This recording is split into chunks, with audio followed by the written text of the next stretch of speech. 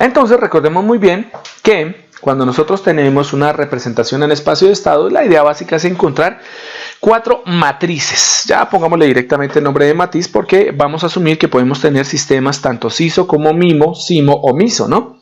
Teniendo en cuenta eso, entonces nosotros esa transformación o esa obtención como tal de esas 4 matrices, ¿ven? Pues van a tener ciertos criterios o ciertas representaciones. Una de las formas características de poder hacer esa representación es tratar de tomar nuestra ecuación diferencial original, ¿vale? Que sería la que estamos observando en primera medida, ¿cierto? Desde la derivada enésima de y. Ven, en la parte izquierda tendríamos solamente lo que serían los componentes de la salida más las derivadas de la salida, y a la parte derecha de manera general tendríamos la entrada más las posibles derivadas, ¿cierto? Las derivadas de nuestra señal de entrada, ¿no? Por eso observamos de y en la parte izquierda y por eso observamos de u en la parte derecha. Y la salida, u la entrada, ¿ok? Basados en esa condición, lo que se busca es lo siguiente. Si nosotros queremos, o más que queremos, nos toca directamente obtener una función de transferencia válida que nos permita hacer la representación en estas formas que vamos a llamar formas canónicas, una de las primeras condiciones que se tienen es llevar el primer coeficiente, el coeficiente que acompaña a la derivada de mayor orden, es decir, a sub n, llevarlo a el valor de 1. De tal forma que si nosotros tenemos una ecuación diferencial representada como ustedes observan en este caso con a sub n igual a 1, entonces la transformada de Laplace teniendo en cuenta condiciones iniciales iguales a 0 y obviamente el concepto de que el sistema es lineal e invariante en el tiempo, pues entonces la condición de salida sobre la entrada, es decir, nuestra función de transferencia y de s sobre u de s, termina siendo el polinomio que ustedes observan. Vamos a tener un polinomio en el numerador, ¿cierto? En donde sus coeficientes son v. ¿Listo? B sub n menos 1, B sub n menos 2, etcétera, hasta B sub 0, ¿ok? Obviamente tendremos, pues bueno, una función, y esto no tiene obligatoriamente que ser de esta manera, pero normalmente el orden del exponente, ¿cierto? De nuestra función s o de nuestra variable s, pues se asume que es igual tanto en el numerador como en el denominador, pero también puede ser función, o perdón, una fracción impropia. O bueno, si es fracción impropia, sabemos nosotros que tenemos que dividirla. Si es una fracción propia, pues da igual porque quiere decir que en nuestro numerador pues tendrá un orden menor a el orden del denominador, ¿ok? Entonces, teniendo en cuenta eso, tenemos una relación de dos polinomios. El polinomio superior, en donde tenemos los elementos b sub n, y el polinomio inferior, donde tendremos los elementos a sub n, los coeficientes a sub n. Si logramos este tipo de representación, entonces existe la representación en espacio de estados siguiente.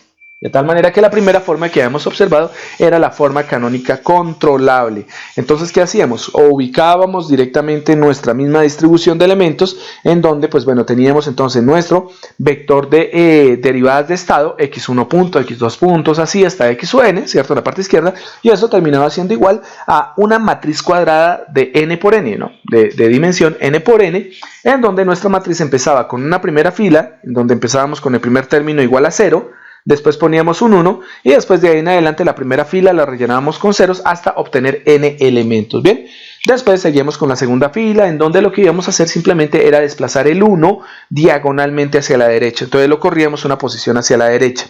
Si seguimos observando directamente este tipo de procedimiento, pues vamos a llegar a la fila enésima menos 1. La fila enésima menos 1 correspondería a la fila en donde tendríamos toda la fila llena de ceros y el último elemento de dicha fila sería un 1. Tendríamos una especie de diagonal de unos, ¿ok? De tal forma que como tenemos una fila enésima menos 1 y ahí se terminaría como tal el desplazamiento de ese 1, ya no se podría correr más hacia la derecha, entonces llenaríamos, completaríamos nuestra matriz de estado o nuestra matriz de variables de estado, ¿cierto? La completaríamos con los coeficientes A. Recordemos, los coeficientes A corresponden a los coeficientes del denominador en la representación en forma de función de transferencia. Y la ponemos en el siguiente orden. Primero iría A sub 0, después A sub 1, A sub 2 y así sucesivamente hasta que tuviésemos A sub n menos 1. Hay algo que deben detallar bastante claro y es que la cantidad de coeficientes A que llevaría la última fila de nuestra matriz, ¿cierto? De nuestra matriz A o nuestra matriz de variables de estado, ¿cierto? O de estados. Esta, observen que empezaría desde A sub 0. Si contamos el número de elementos que tenemos desde A sub 0 hasta A sub n menos 1, serían n cantidad de elementos. ¿Listo? Por eso es que no aparece A sub n. Y por eso la obligación de dejar a su n igual a 1 para que no se incluya directamente sobre esta matriz, porque entonces tendríamos a su n menos 1, tendríamos a su n más un elemento y pues nuestra matriz no se podría conformar, ¿no? Entonces observen que tenemos desde a sub 0 hasta a su n menos 1 con el signo cambiado. Entonces vamos directamente a nuestra función de transferencia. Acá venimos al denominador, observamos cuáles son los signos de cada uno de los componentes a sub 0, a sub 1, a sub 2, así hasta a su n menos 1, ¿cierto? Y lo que hacemos es simplemente multiplicarlo por menos 1, de tal manera que lo que va a pasar es que va a haber una inversión de los elementos a, ¿listo? De los últimos elementos, de los elementos de coeficiente para la forma canónica controlable, ¿vale? Bueno, esta matriz A quedaría multiplicado directamente por el vector de estados x1, x2, así hasta xn, ¿ven? Y tendríamos el vector de salida. Ojo que aquí se está notando algo bien interesante y es lo siguiente: esto es para un sistema de una entrada una salida, esto es para la representación SISO, ¿ok? Porque si no fuese así, ustedes no tendrían vectores en el caso de B y C. Miren ahí, en ese caso, aquí es más que notorio que solo tenemos una entrada y una salida. Obviamente tenemos sus derivadas respectivas, pero sigue siendo una entrada, una salida, ¿vale? Entonces, como son una entrada, una salida, pues nuestro vector B y nuestro vector C terminan siendo eso mismo, vectores, no matrices, sino vectores. Entonces, para el caso de nuestro vector columna B, pues terminamos obteniendo que los elementos de ese vector columna de B terminan siendo 0, 0, 0, 0 y vamos así hasta que el último término es 1. Y ya, se terminó de llenar el vector B. El vector C, como les comentaba en la clase anterior, se conforma directamente de una serie de operaciones. Esas lineecitas dobles que aparecen separando los términos B sub 0 menos A sub 0 por B sub n y así, B sub 1 menos A sub 1 por B sub n, etc., corresponden a espacios. No es que ustedes tengan que poner las rayitas, se los recuerdo. Entonces vamos a hacer una operación entre coeficientes de la función de transferencia. Por lo tanto, el primer término de nuestro vector de salida C termina siendo B sub 0. Vamos y buscamos el término B sub 0 y le restamos el producto de A sub 0 por B sub n. Eso sería el primer término. El segundo término se conformaría como B sub 1 menos A sub 1 por B sub n. Y así seguimos consecutivamente. Observen también que el término que tenemos común es B sub n. Entonces, el siguiente término, ¿cuál sería para la matriz C? Tendría que ser B sub 2 menos A sub 2 por B sub n. El siguiente sería B sub 3 menos A sub 3 por B sub n. Y así completaríamos el sistema, o más que el sistema, los elementos del vector, con el último término que sería B sub n menos 1 menos A sub n menos 1 por B sub n. ¿Ok? Y ahí conformaríamos nuestro vector C. ¿Ok? Esto lo multiplicamos por el vector columna de estados, x1, x2 hasta x sub n, ¿vale? Y por último tendríamos que esta representación sí tendría una matriz D, que más que una matriz, sí, es una matriz pero de un solo componente, cuyo componente pues es el coeficiente B sub n multiplicado por nuestra entrada U. Habíamos visto que en la función canónica observable lo que tenemos es simplemente el cambio de la posición de los elementos que teníamos entre B y C, entre la matriz vector B y C, ¿cierto? Y lo que hacíamos era simplemente generar la transpuesta de la matriz A que habíamos obtenido en la forma canónica controlable. Entonces lo que hacíamos era cambiar filas por columnas, ¿cierto? Y obteníamos directamente nuestra matriz A. Cambiábamos de posición los elementos entre B y C y obteníamos obviamente los nuevos vectores, ¿vale? Y bueno, el vector D pues no cambia para absolutamente nada, sigue siendo B sub n puro. Habíamos llegado a esta parte en donde comentábamos que existe también una forma que se conoce como forma canónica diagonal, en donde la idea básica es, si nuestra función de transferencia y de s sobre u de s se puede descomponer, y al hablar de descomponer estamos hablando específicamente del denominador, es decir, si podemos observar y encontrar una descomposición en polos simples, ¿vale? Nosotros podemos encontrar la representación de la forma canónica diagonal, solo bajo esas condiciones. Entonces, para nuestra función de transferencia y de s sobre u de s, asumimos que vamos a tener una descomposición en polos simples no repetitivos, todos completamente distintos. Entonces, la descomposición del denominador pues correspondería directamente a S más P1, P1 corresponde directamente al polo, ¿cierto? Al polo simple 1 no repetido, ¿vale? S más P2, donde P2 corresponde a otro polo no repetido, ¿cierto? Y así seguiríamos con la multiplicación hasta el polo enésimo, que correspondería a este binomio S más el polo enésima P sub n, ¿ok? Todos los polos, y esta es la condición para la forma canónica diagonal, deben ser diferentes entre sí. De tal forma que si logramos hacer la descomposición de nuestra función de transferencia en el denominador en polos simples, pues entonces debemos hacer una apertura de cada uno de los elementos, de cada uno de los sistemas de polo que tenemos ahí, ¿no? De los binomios. ¿Cómo lo logramos? Aplicando el concepto de las fracciones parciales.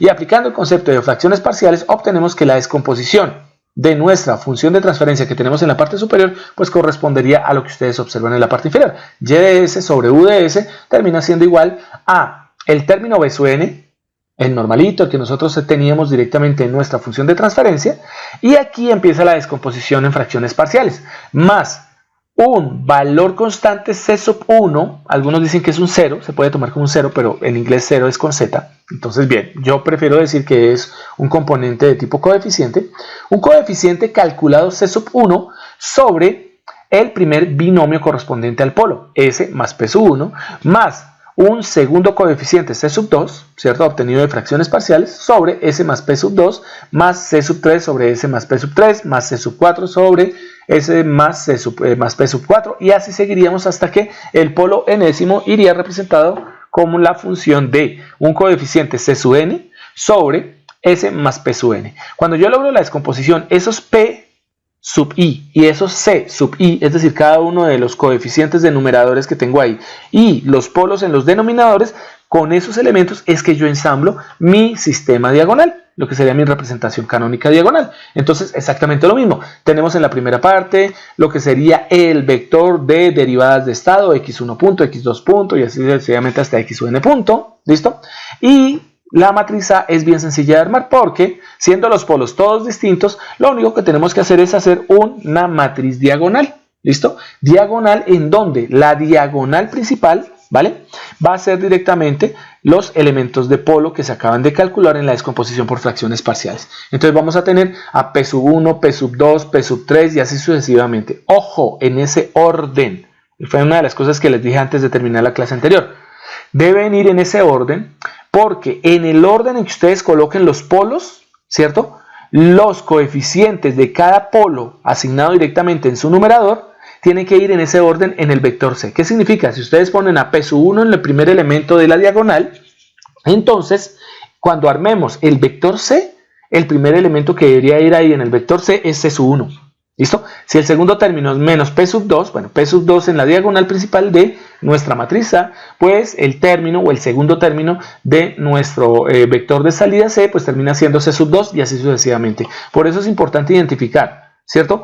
¿Quién es el numerador para cada polo? De tal manera que no nos vayamos a confundir. Porque si nos confundimos, si le asignamos el coeficiente que no es al polo que no es, pues técnicamente el sistema no va a funcionar obviamente. Y la solución del sistema pues no tendría ningún tipo de validez o simplemente les va a dar un error marcado, ¿no?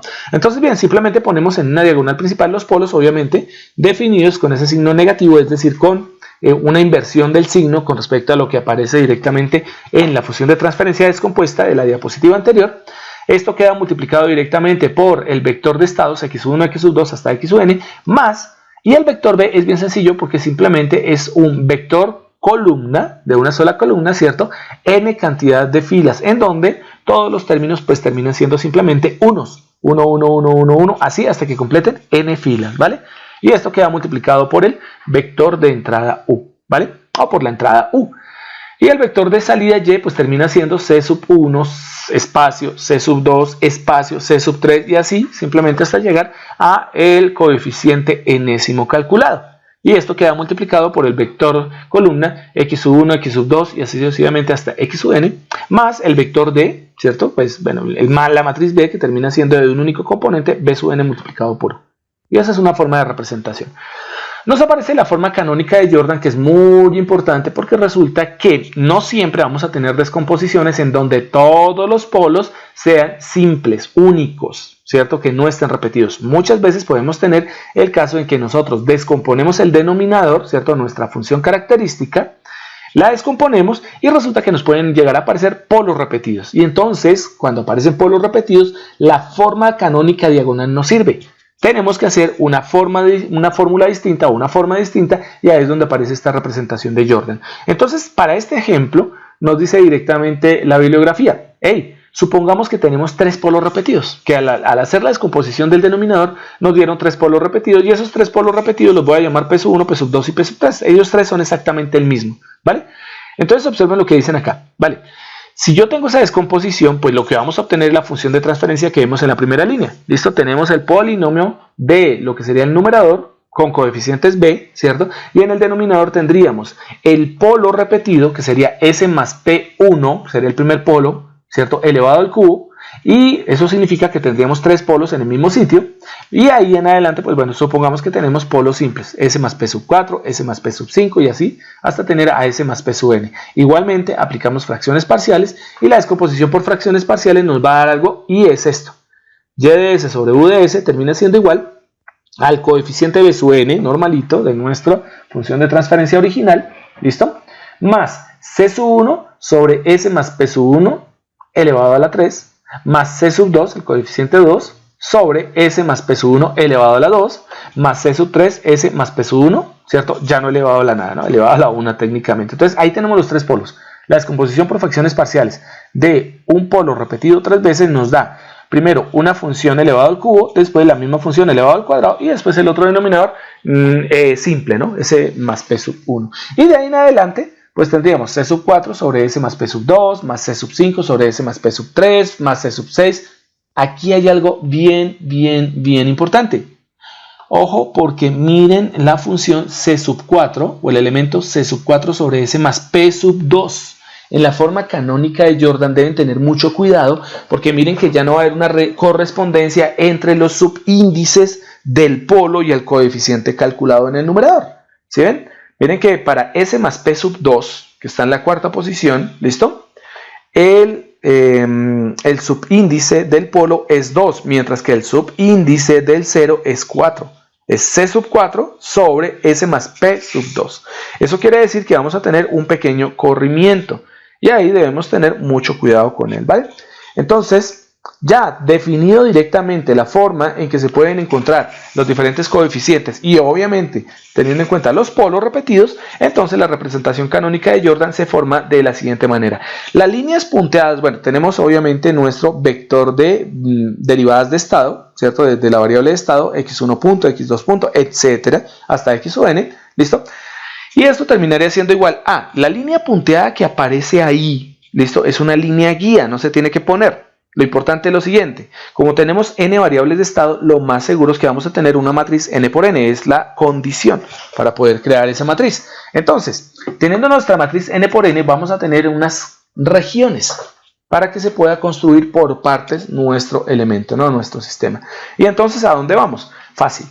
Vamos a tomar directamente, y vamos a empezar por la parte superior, vamos a poner directamente una diagonal. Como tenemos 3 polos repetidos, pues vamos a poner los 3 polos repetidos en la misma diagonal. Recordemos, P sub 1, P sub 2 y P sub 3 son exactamente lo mismo.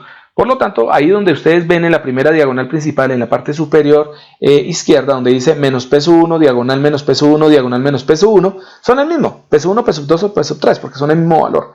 Entonces, bueno, para este caso dijeron, pues coloque P sub 1 o P sub 2 o P sub 3, da igual, no se compliquen la vida. Simplemente pongan los 3 polos repetidos en una diagonal principal. La diagonal superior la van a llenar de unos. Eso significa, ponemos la diagonal principal con los polos repetidos, ¿listo? Y los elementos que van a la derecha de cada uno de esos polos repetidos, pues van a ser 1. Entonces observemos que en la primera fila tenemos menos P sub 1, 1, ¿cierto? En la segunda fila, pues nos corrimos en diagonal con el siguiente polo repetido, entonces tendríamos 0 menos P sub 1, 1. Y en la tercera fila, pues bueno, el polo repetido ya llegó directamente a la esquina, por lo tanto no voy a poner ningún 1. ¿Listo? Simplemente voy a poner unos, ¿cierto? En diagonal, ¿bien? En una diagonal secundaria en la parte superior de los polos P sub 1. El resto de elementos para completar esa subsección de nuestra matriz A va a ser 0 completamente. ¿Listo? Bueno, pues obviamente como solo tenemos 3 polos, pues nos hace falta llenar el resto de los espacios, al menos hablando desde el punto de vista de las filas. Entonces, ¿qué significa? Pues aparece la segunda región que está en la parte superior derecha de la matriz A y esa región se va a llenar de ceros. Entonces miren la primera fila cómo quedó conformada. La primera fila de toda la matriz A va a ser el polo repetido, obviamente con signo invertido, menos, ¿listo? Un 1 y de ahí en adelante llenan de ceros.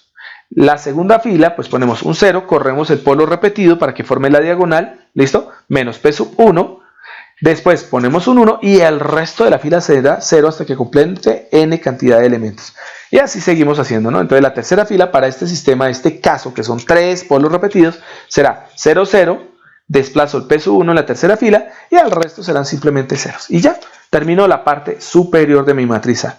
En la parte inferior de la matriz A, debajo exactamente donde se encuentran los 3 polos repetidos P sub 1, lo que vamos a hacer es esa región, ese subespacio, lo vamos a llenar simplemente con ceros. Simplemente vamos a poner 0, 0, 0, 0, 0, hasta que se llene, listo, directamente lo que sería n cantidad de filas. Bien, y por último, en la parte o en la subregión de esta matriz, la subregión derecha inferior, vamos a colocar en la diagonal principal todos los polos, ¿cierto?, que no están repetidos. Y como recordamos, los polos no repetidos van a partir de P sub 4, P sub 5, P sub 6, etcétera, hasta llegar a P sub n, ¿ok? Y tendríamos el resto de elementos simplemente 0. Y así completaría directamente mi matriz canónica. Bueno, al menos la matriz A de la forma canónica de Jordan. Bueno, esta matriz A queda multiplicada directamente por el vector de estados, ¿listo?, de variables de estado. Después de eso vendría el vector, porque recordemos que estamos trabajando un sistema de una entrada y una salida. El vector tiene algo bien característico de lo siguiente: como son 3 polos repetidos, ¿cierto?, lo que vamos a hacer es poner un elemento menos en 0. ¿Qué significa eso? Como hay 3 polos, vamos a poner solamente 2 ceros. ¿A qué corresponden los 2 primeros ceros del vector B? Esos corresponden directamente a el polo al cubo y el binomio del polo al cuadrado. El otro polo no se le pone 0 porque el otro polo sí ya es simple, ya no está elevado a la nada. Listo, está elevado a la 1. Recuerden muy bien, era s más p sub 1 al cubo, después venía s más p sub 1 al cuadrado y después venía s más p sub 1, ¿no? Entonces, por lo tanto, para el elemento que está al cubo y el elemento que está al cuadrado, pues vamos a poner los ceros, los que estén elevados a una potencia diferente de 1. Y de ahí para abajo simplemente vamos a poner unos hasta completar n cantidad de filas, ¿listo? Y por ende, pues bueno, después de eso identificamos obviamente nuestros coeficientes de numerador, los vamos a poner directamente en nuestro vector C. Esto queda multiplicado por el vector de estados, x1, x2 hasta x sub n, más, y aquí cambia algo, ya el término que va o conforma directamente lo que sería la matriz unitaria D, ya no es b sub n, sino es el término b sub 0. Y este queda multiplicado por 1. Y listo. Esto es un poco engorroso, porque esta es la función principal o la forma principal, digamos, esta es la aplicación como tal de la transformación hacia esas formas canónicas, pero teniendo en cuenta que tenemos un sistema NN, ¿no? O sea, tenemos un sistema donde tengo n cantidad de derivadas. Obviamente en un ejercicio real pues vamos a tener menos cantidad de derivadas, por lo tanto va a ser mucho más sencillo, ¿ok?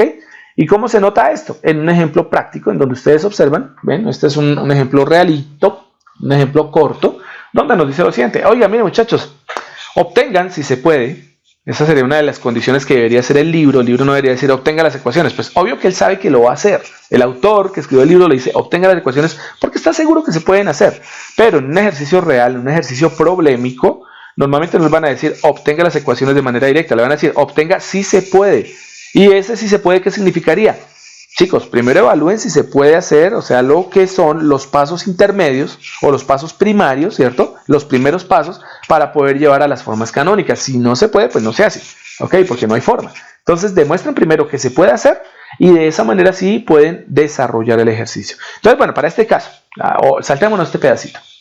Obtenga las ecuaciones de estado canónicas de la forma controlable, observable y diagonal para la siguiente función. Miren que no están diciendo canónica de Jordan.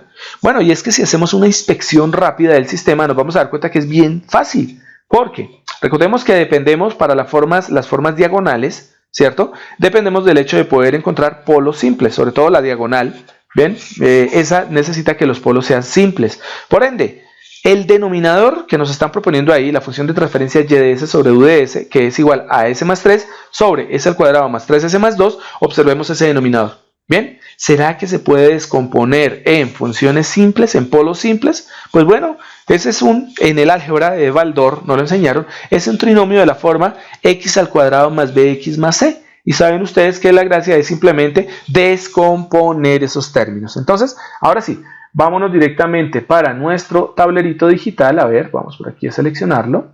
A ver, 5 segundos. ¿Qué pasó? Esto nos ganó hoy. A ver. Vamos a escribir esto primero.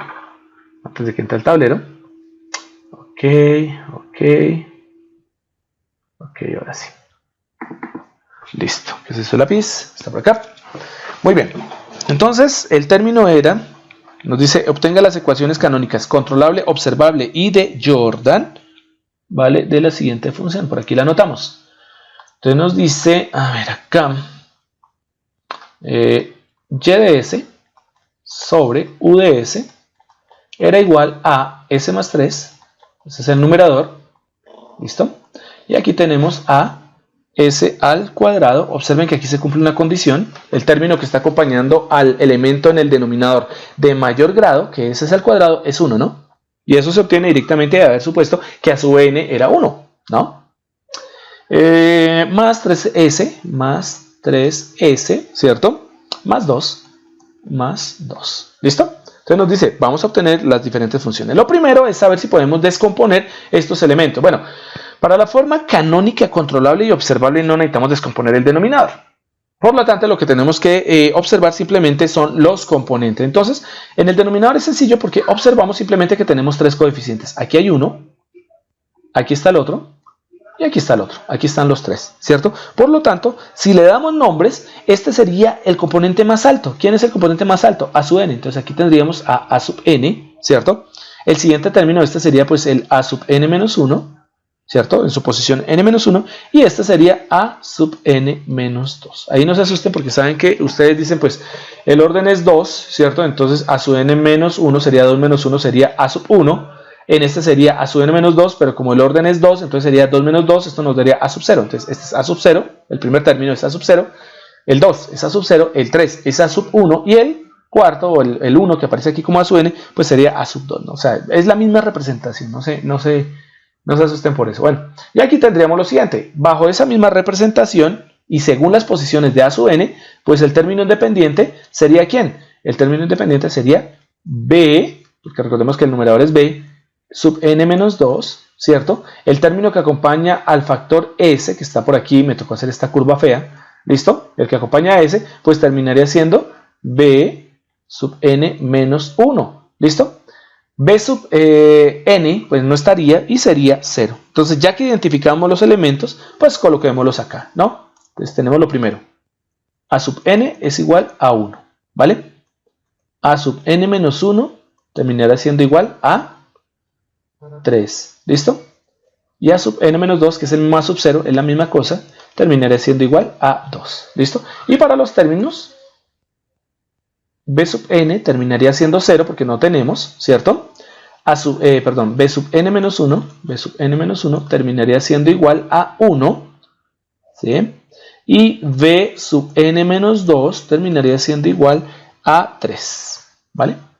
Y bajo esas condiciones ya podríamos utilizar la forma canónica controlable, la primera forma canónica controlable. Entonces recordemos muy bien cómo era este cuento, ¿no? Entonces tenemos directamente la representación, como es un sistema, miren el denominador s al cuadrado, eso quiere decir que el valor n es igual a 2, y que lo vamos a poner, ¿vale? De todos estos tenemos que n es igual a 2, por lo tanto nuestra matriz A seguramente será una matriz de 2 por 2. Entonces va a ser bien sencillo este ejercicio. Entonces, ¿qué vamos a tener acá? Vamos a tener lo siguiente, la representación en forma canónica controlable. Entonces en la canónica, me está enredando aquí el señor del plátano frito, plátano maduro, canónica, controlable. La forma canónica controlable estaría representada de la siguiente manera, ¿no? Entonces tenemos solamente dos elementos, porque tenemos que el sistema es x a la 2, por lo tanto tendríamos acá que poner a x1 punto, y aquí tendríamos a x2 punto, ¿ok? Este señor está pasando muy cerca. Bien, terminaría siendo igual a una matriz, ¿cierto? De 2 por 2, que sería nuestra matriz A, y esta quedaría multiplicada por el vector de estados, que sería x1 y x2, ¿no? Solo tenemos 2. Bien, más un vector B, porque solo tenemos una entrada, ¿listo? Multiplicado por U, y aquí tendríamos que nuestra vector de salida, solo hay una salida, entonces por lo tanto sería Y, va a ser igual directamente a un vector fila de dos términos multiplicado por el vector de estados x1, x2, y esto sería más un elemento acá que sería, pues bueno, saben ustedes que nos va a dar una matriz unitaria de un solo término, ¿cierto? Multiplicado por la entrada U. ¿Listo? Entonces, bien, ¿qué términos irían? Entonces, si recordamos muy bien, sabemos nosotros que para la forma canónica controlable, lo primero que debemos poner es que vamos a poner el primer término en 0 y de ahí en adelante vendría un 1, ¿no? Entonces sería 0, 1, si tuviésemos más filas sería 0, 0, 1 y empezaremos a desplazar el 1 hasta que se nos vaya en una diagonal. ¿Listo? Entonces tenemos acá, pues este es sencillo porque tenemos simplemente el primer término es 0, el segundo es 1 y paré de contar, no hay más, ¿ok? Y los siguientes términos, ¿de dónde arrancábamos? Recordemos que arrancamos desde A sub 0. Entonces, venimos hasta acá y buscamos A sub 0. Recordemos que A sub 0 es este, ¿no? Este es A sub 0, este que está acá es A sub 1 y este que está acá sería A sub 2, ¿no? Simplemente reemplacen n por el valor de la potencia, está ahí abajo en amarillo, y se dan cuenta que son los mismos términos, ¿no? Entonces recordemos que arrancamos por A sub 0. A sub 0 es 2, pero recordemos que lo ponemos negativo. Por lo tanto, como es 2 positivo, aquí ponemos menos 2, que sería A sub 0. Y A sub 1 es 3 positivo, aquí ponemos A sub 1, pero cambiándole el signo, por lo tanto tendríamos igual a menos 3. Y se acabó. Esta es nuestra vector, ¿cierto? Perdón, nuestra matriz A.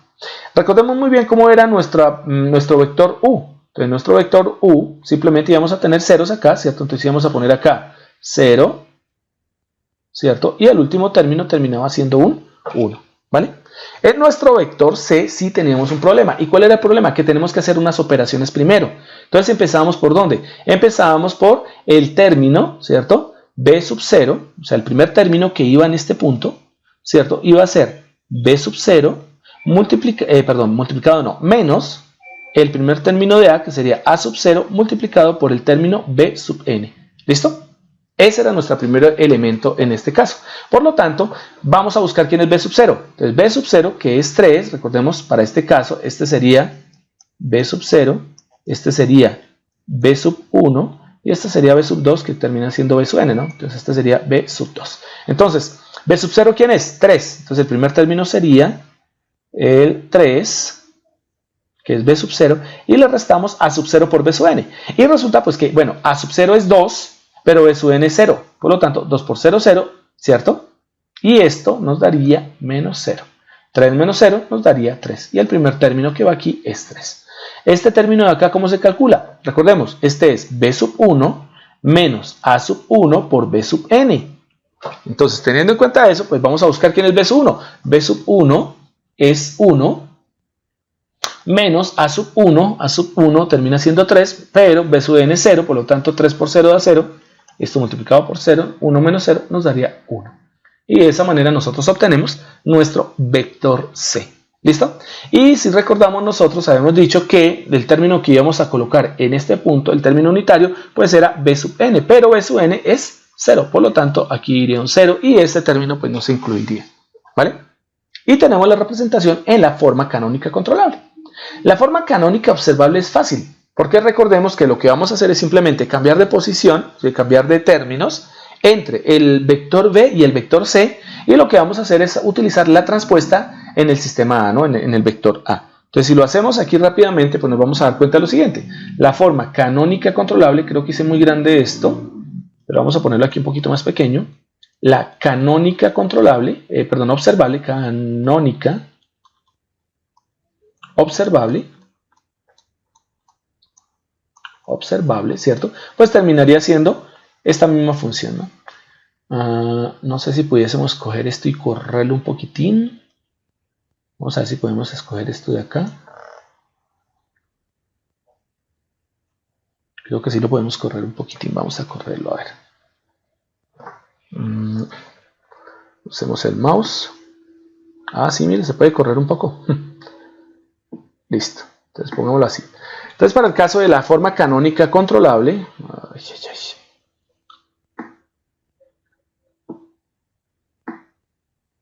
creo que lo podemos achicar. No, no me deja achicarlo. Esto es para rotarlo. Bueno, vamos a ponerlo por aquí en esta parte. ¿vale? Ok, entonces para la forma canónica observable, pues simplemente vamos a tomar la misma representación. Entonces vamos a ponerlo por aquí en verduzco. Entonces vamos a tener acá, aquí me va a quedar un poquito más pequeño, ¿ok? Pero bueno, entonces vamos a tener acá, este sería x1 punto, x2 punto, sería igual a una matriz A, que ya la podemos empezar a construir, porque simplemente es tomar nuestra matriz A de la forma canónica controlable y aplicar la traspuesta. Y la traspuesta, pues cambiamos filas por columnas. ¿Bien? Entonces vamos a tomar este término, y esto sería acá, vamos a ponerlo en negro. En lugar de poner en la primera fila 0, 1, vamos a ponerlos en la columna 0, 1. Y en la segunda columna sería menos 2, menos 3. ¿Listo? Esto queda multiplicado por el vector B. Aquí me falta una cosa, el más. Esto queda multiplicado por el vector de estados, que sería x sub 1, x sub 2, ¿cierto? Y a esto sí se le sumaría más el vector B multiplicado por 1 multiplicado por u, ¿vale? ¿Qué términos irían ahí? Pues recordemos que simplemente es tomar los que están en el C, en el vector C de la forma canónica controlable, y ponerlos acá en forma de no vector fila, sino vector columna. Por lo tanto, aquí iría primer término el 3, segundo término el 1. ¿Listo? La salida Y quedaría definida directamente por un vector fila, que ya conocemos cuál es su valor, multiplicado directamente por nuestro vector de variables de estado, más nuestro vector unitario. Pero bueno, ahí voy a dejar ese más. Es más, de por sí lo voy a borrar. ¿Por qué? Porque b sub n vale 0, el vector d o la matriz d unitaria vale 0, por lo tanto, toda esta parte debería haberse anulado antes, ¿no? O sea, todo esto estaba anulado desde antes. Y entonces lo que vamos a hacer es tomar los términos que estaban en B. En B estaba 0, 1, por lo tanto, ahora voy a poner el 0 aquí, el 1 acá, y voy a poner las variables de estado x sub 1 y x sub 2, y tendría la forma canónica observable. ¿Listo? Ahora bien, para la forma canónica diagonal, pues vamos a ver si se puede aplicar, ¿no? Espérame, dar 5, vamos a seleccionar bien esto. A ver si me lo deja hacer. Control C. Nos vamos directamente aquí a una otra página y vamos a decirle Control V. Uy, perfecto, sí se puede. Pensé que no se podía. Entonces observemos ahora que para la forma canónica diagonal tengo que hacer algo primero. Y es que primero voy a tratar de descomponer esto en polos simples si se puede. Entonces para descomponer, como este es un sistema en S al cuadrado, quiere decir que tengo dos polos. Entonces debo mirar si puedo hacer esto de encontrar esos dos polos simples. ¿Vale? En el numerador tenemos S más 3, ¿listo? Y en el denominador observamos que el sistema es bien simple, ¿no? El sistema termina correspondiendo, aquí vamos a tener el primer polo, aquí vamos a tener el segundo polo, dos números que multiplicados nos den 2, pero que sumados nos den 3, pues fácil, 2 y 3, 1, ¿no? S más 2 y S más 1 nos da directamente, la multiplicación nos da 2, la suma nos da 3, ¿ok?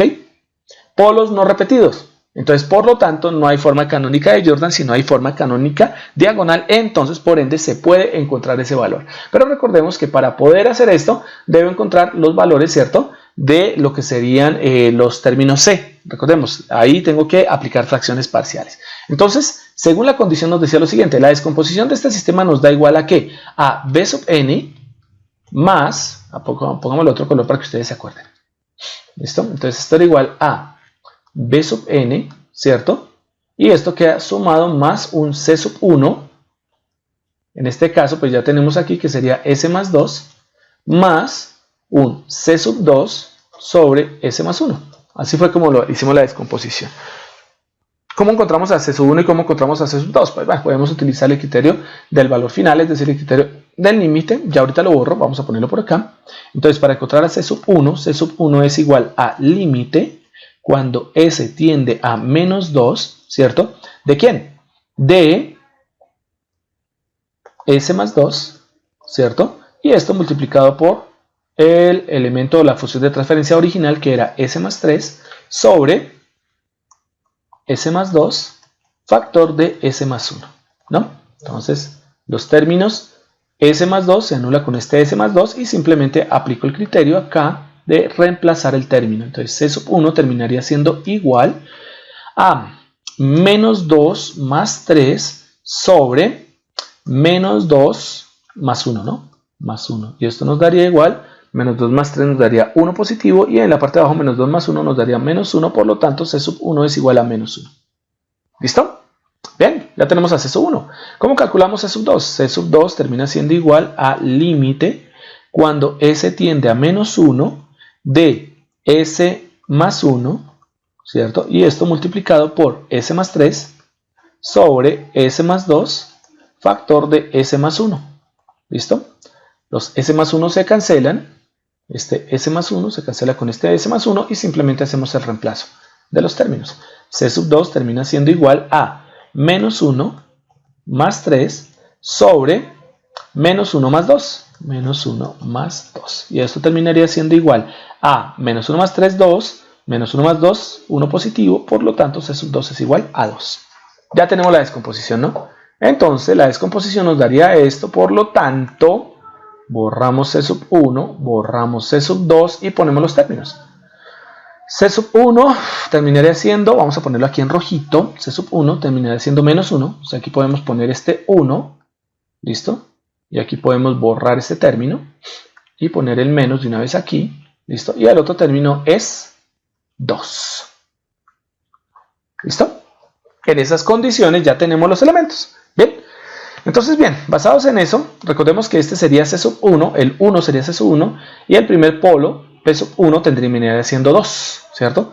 El segundo polo sería 1 y el término coeficiente sería S2. Bajo esas condiciones, vamos a borrar acá, esto ya no lo necesitamos, cálculo intermedio. ¿Listo? Cogemos acá y vamos a aplicar nuestro criterio.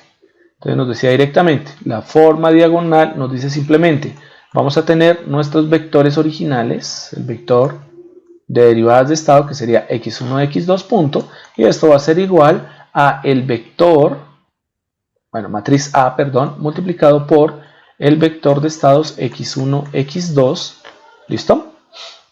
A esto le sumamos el vector B, que eso está bien simplón porque ya lo sabemos cuál es, ¿cierto? Y esto multiplicado por la entrada U, y la señal de salida, que solo hay una, va a ser igual a va a ser igual a un vector fila de dos términos multiplicado por nuestro vector de estados x1, x2, más aquí un vectorcito, ¿listo? O un elemento, un término como tal, multiplicado por U. ¿Listo?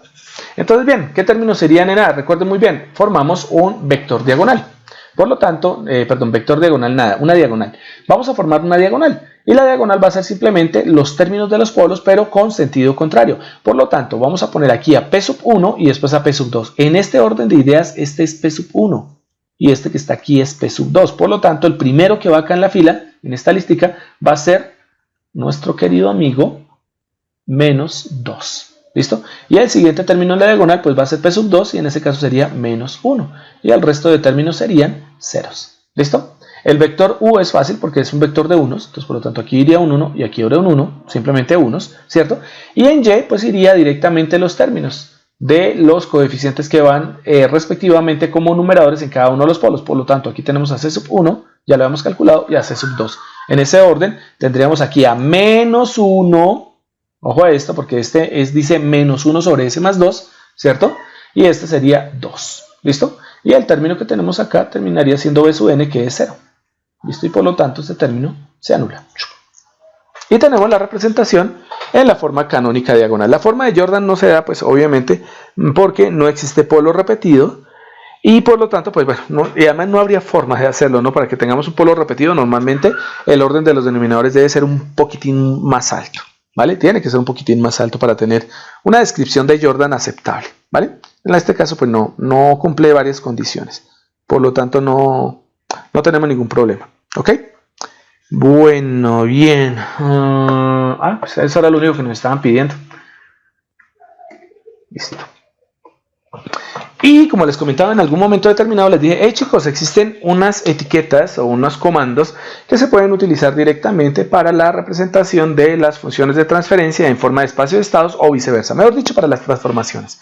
Los comandos también se utilizan mucho en lo que sería MATLAB, ¿no? En MATLAB también se puede trabajar.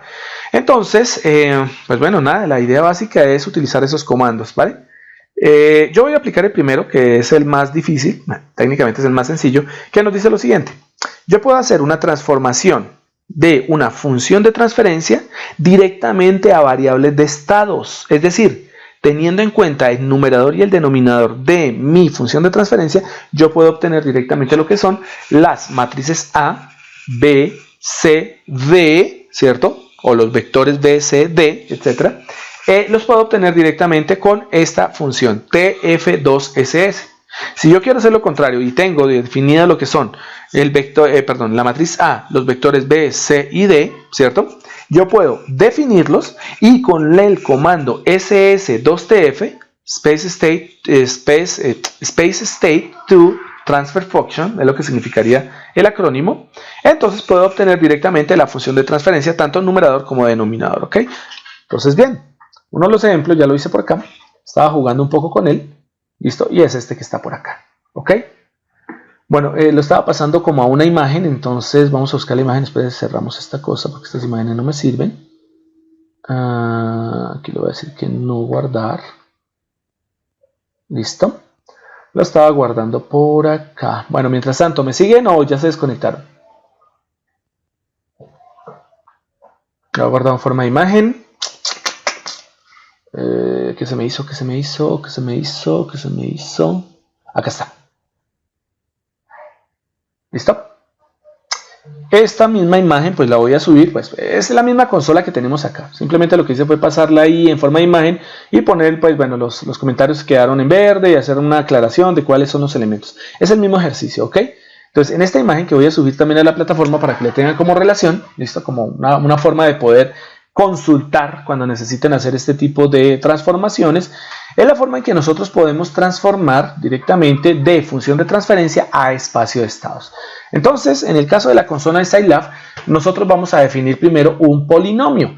Para poder definir un polinomio y hacer que los símbolos no sean unos caracteres numéricos, no sean unas variables numéricas, que Scilab no asuma a las letras como variables numéricas y nos presenta error, nosotros vamos a definir primero los polinomios. Entonces, ¿cómo se define un polinomio? Vamos a decirlo primero. Vamos a trabajar en función de transferencia, por lo tanto, el término que siempre utilizamos o la variable que siempre utilizamos es la variable s. Entonces, vamos a decir lo siguiente. El polinomio que vamos a llamar el polinomio s va a ser igual a un comando poly que nos va a definir directamente eso, la construcción de un polinomio, ¿listo? En donde ese polinomio va a tener los siguientes términos. 0 para indicar que es un polinomio simple, ¿listo? Coma, y entre doble comilla vamos a utilizar el símbolo que vamos a usar o que vamos a determinar como nuestro elemento variable, nuestra variable como tal, ¿ok? Entonces, como estamos en funciones de transferencia, pues ese va a ser nuestro símbolo, ¿ok? ¿Qué vamos a definir ahora? Se puede hacer de esta manera o ustedes pueden poner la función de transferencia directa, no hay problema. ¿Listo? Yo prefiero normalmente trabajar numeradores y denominadores separadamente. Entonces, en la función de transferencia definimos el numerador, o yo defino el numerador, ¿listo? Y vamos a suponer un ejemplo tonto. Entonces dijimos, bueno, en el numerador es s al cuadrado más 5s más 3, ¿ok? Después de eso, observen que estoy finalizando cada una de esas líneas, las que he leído hasta el momento, con punto y coma. Al igual que en MATLAB, el punto y coma significa, al finalizar una línea con punto y coma, significa no mostrar, ¿cierto?, el resultado, ¿listo? O no mostrar como tal, o no visualizar como tal, ¿cierto?, el proceso que se va a efectuar. Como nosotros estamos diciendo que el numerador va a ser igual a ese polinomio cuadrático, ¿cierto? Lo que le estoy diciendo es simplemente no me lo muestre porque ya lo puse, ¿sí? Entonces, no hay necesidad. Si ustedes quieren mostrar los resultados, cuando terminen una línea de comandos, deben quitar el punto y coma, no lo deben poner, ¿ok? Bueno, también deben respetar las funciones, porque en las funciones pues también se tiene cierta prelación o cierto uso como tal para ese elemento finalizador, lo que es el punto y coma, ¿no? Entonces, numerador igual a s al cuadrado más 5s, más, bueno, 5 por s más 3, punto y coma, no me lo visualice. Y el siguiente es definir el denominador, ¿no? Denominador o den va a ser igual a s al cubo más 4 por s al cuadrado, bueno, 4s al cuadrado más 23s más 10. Es un número inventado por mí. Entonces, bien, tenemos definido una vez punto y coma para no mostrar el denominador. Tenemos definido una vez los dos elementos primordiales para nuestra función de transferencia, el numerador y el denominador, ¿ok? Entonces, después simplemente definimos lo que sería nuestro sistema.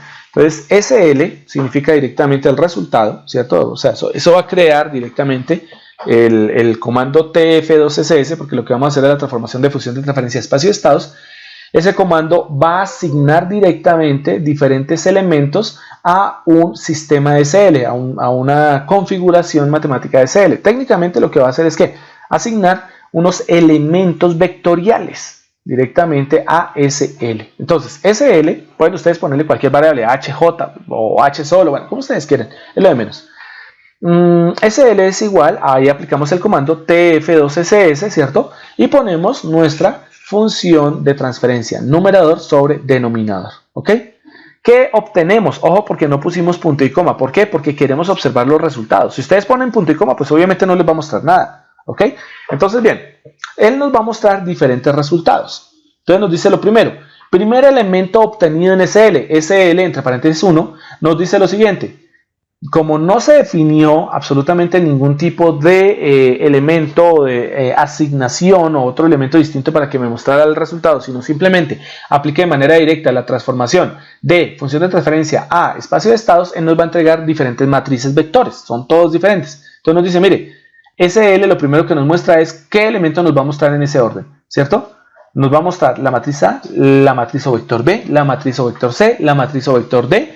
Nos va a mostrar una matriz X0 y esa matriz X0 o vector X0 corresponde a las famosas condiciones iniciales y nos va a mostrar un valor apuntador en el tiempo delta de t, que normalmente pues no aparece vacío, ¿no? Porque nosotros no estamos aquí utilizando variables, sino estamos utilizando constantes en los elementos coeficientes A y B, tanto del denominador como del numerador de la función de transferencia, ¿ok? Entonces, bien, SL, entre paréntesis 2, nos dice, mire, esta es la matriz A, y aquí aparecen, en el orden en que aparecen, ¿cierto? Van a ser así los términos de la matriz A. Entonces, observen que para este caso, este ejemplo, el primer término, en la primera estoy leyendo por filas, va a ser menos 2,1156,069. ¿Por qué tan largo el número? Porque para el cálculo de estas matrices se utilizan métodos numéricos. Y al utilizar métodos numéricos, pues obviamente son métodos aproximativos o aproximados, en donde los valores pues van a ser obviamente dependientes de una serie de operaciones tipo sumatoria. ¿Listo? Entonces, por lo tanto, por eso nos da tantos valores, ¿no? Entonces, el primer término es menos 2,1156,069, el segundo término termina siendo menos 2,3918,067 y el tercer término tiene algo simpático y es lo siguiente, 6,210 de menos 16. ¿Listo? El D indica específicamente exponente. Es un exponente. ¿Por qué no utilizan E? Porque la E es el neperiano. Entonces, por lo tanto, van a utilizar la D como una forma para decirles a ustedes que están mostrando un exponente. Entonces, 6,210 de menos 16 es lo mismo que decir 6,210 exponente a la menos 16. Por lo tanto, obvio, estamos teniendo un exponente a la menos 16, significa que es 0.0000000, resto de ceros, y eso se aproxima ¿a qué? A 0. Lo que pasa es que, como les decía a ustedes, por precisamente las operaciones matemáticas que se siguen dentro del mismo programa, dentro del mismo software, entonces él hace esas aproximaciones y pues las sumatorias infinitas tienden a dar valores extremadamente pequeños, pero ese valor es 0. 6,210 de a la menos 16 o de menos 16 indica que es 0. Entonces, valores de, cuando aparezca esa famosa d elevada a un número muy grande, negativo generalmente, ¿cierto? Nos indica que es un término que apunta a 0. Por lo tanto, los términos son menos 2.12, si redondeamos, menos 2.39, 0 sería la primera fila. Segunda fila, 7.25 positivo, menos 1.42 negativo, menos 0.51 negativo, obviamente, ¿no? Por eso dije menos. Y la tercera fila sería 1.20 positivo, 1.97 positivo y menos 0,4581, etcétera, ¿vale? Miremos la matriz B, que no termina siendo una matriz, sino que es un vector, porque nosotros asumimos que es un sistema de una sola entrada. ¿Cómo sabemos que es de una sola entrada? Porque solo pusimos una función de transferencia, ¿ok? Listo, y entonces el término en B, observen que no nos dio ninguna D, por lo tanto la matriz B termina siendo menos 1, bueno, el vector B termina siendo menos 1.82, etcétera, 2.37 y 0.14, ¿ok? La siguiente, la matriz C, bien, y la matriz C pues tiene esos tres elementos, menos 0.54, 0, miren que este sí nos dio un 0 perfecto, ¿listo? Y el otro que es 5.204 d a la menos 17, eso significa 0, entonces menos 0.5400 sería nuestra matriz de salida, ¿listo? Y por último, la matriz D pues termina siendo 0, así de sencillo, ¿listo? Matriz de transición directa, ¿ven? Bueno, y el último término que ustedes observan ahí, ¿ven? Pues corresponde directamente a las condiciones iniciales. Como no definimos condiciones iniciales, pues las condiciones iniciales son ceros, ¿ok? Bueno, este junto con el otro que sería cómo se utiliza en la consola para hacer la transformación de espacio de estados a función de transferencia, se los subo a la plataforma, ¿listo? Porque necesitamos continuar acá. Ok, este es nuestro amigo Scilab. Bueno, aquí volvemos otra vez a nuestra continuación. Bueno, ya terminamos esta parte. Entonces podemos cerrarla. Adiósito. Y podemos continuar por acá. ¿Vale? Bien. F5. Bueno, ya vimos algunos aspectos importantes, ¿cierto? No son los únicos. Hay más cosas por observar. Pero digamos que desde el punto de vista práctico es lo único que necesitamos saber por el momento. ¿Vale? Bueno, antes de empezar con esto, espérame 5, quiero que ustedes observen algo. Vamos a hacer algo aquí sobre nuestro tablerito. Vamos por este lado, pero bueno, antes de hacer esto, espérame 5, yo quiero mirar una cosita. Bueno, técnicamente dicen que están todos aquí. Ok, supongamos que sí. Vámonos a nuestro tablero porque quiero hacer algo acá. Bien. Vamos a poner de manera general lo que son el espacio de estados, la representación en espacio de estados, ¿ok? Entonces vamos a tomar por acá. Y recordemos que la representación en espacio de estados corresponde a lo siguiente, ¿no? Vamos a tener un vector x punto que va a ser igual a una matriz A multiplicado directamente por el vector x punto, por el vector de estados x, ¿cierto? Más una matriz vector B que va a estar multiplicado por nuestra entrada U, si decimos que U es la entrada, ¿listo? Y la salida que va a ser un vector matriz, ¿cierto? Termina siendo igual a un vector matriz C, ¿cierto? Multiplicado por el vector de estados más un vector D o vector matriz D multiplicado por el vector de entrada, ¿cierto? Si tenemos más de una entrada. Esa era la representación general, ¿no? La hacemos así reteñido para que recuerden ustedes que estamos hablando desde el punto de vista vectorial matricial, ¿ok? Entonces, bien, lo que quiero que miren es lo siguiente. Como este sistema se armó, A, B, C y D son matrices vectores de coeficientes, este tipo de representación se dio porque nosotros asumimos que el sistema era LTI y con coeficientes constantes. Por lo tanto, tenemos esta representación. Como este sistema o esta representación, ¿cierto?, de estos vectores matrices, ¿ven?, es lineal, eso quiere decir que yo podría perfectamente aplicar la transformada de Laplace en este sistema. ¿Listo? Claro, se puede hacer, aunque sean vectores y matrices, ¿cierto? Técnicamente yo puedo aplicar la transformada de Laplace a vectores y matrices. Entonces no habría ningún problema en hacer lo siguiente. Vamos a tomar este sistema y lo que voy a hacer es aplicar, vamos a poner aquí esto como si fuese un sistema, ¿listo? Y vamos a aplicar la transformada de Laplace, ¿listo? Entonces al aplicar la transformada de Laplace de este sistemita, vamos a obtener lo siguiente. Observen esto muy bien. Entonces, la transformada de Laplace de x punto, recordando que es vectorial, vector matriz, no importa, en este momento vamos a asumir que vamos a sacar solo la transformada de Laplace de este término. Bien, la transformada de Laplace de la derivada primera de x, ¿qué termina siendo? Pues fácil, termina siendo s, recordemos eso, aquí estamos aplicando la propiedad de la transformada de una derivada, termina siendo igual a s por x, bien subrayado, ¿cierto?, de s. ¿Ok? Y esto termina siendo igual. Transformada de Laplace de A, pues A es una constante, es una matriz de coeficientes constantes, por lo tanto A sale de la transformada, ¿cierto? Y pues la transformada de Laplace de X, pues termina siendo pues X de S, ¿no? X de S, más B es un vector, ¿cierto?, de coeficientes, por lo tanto sale directamente de la transformada, quedaría el mismo vector B multiplicado por la transformada de Laplace de el vector de entrada U, que sería U de S. Y hacemos lo mismo con la salida. Entonces la salida vendría a ser la transformada de Laplace de Y, terminaría siendo Y, pero de S, va a ser igual al vector C, que sale directamente de la transformada, multiplicada por el vector X, ¿cierto?, de S, más el vector D, pues bueno, termina siendo un vector, así sea 0, pues son coeficientes, por lo tanto, sale directamente de la transformación, multiplicada por un vector U de S. ¿Listo?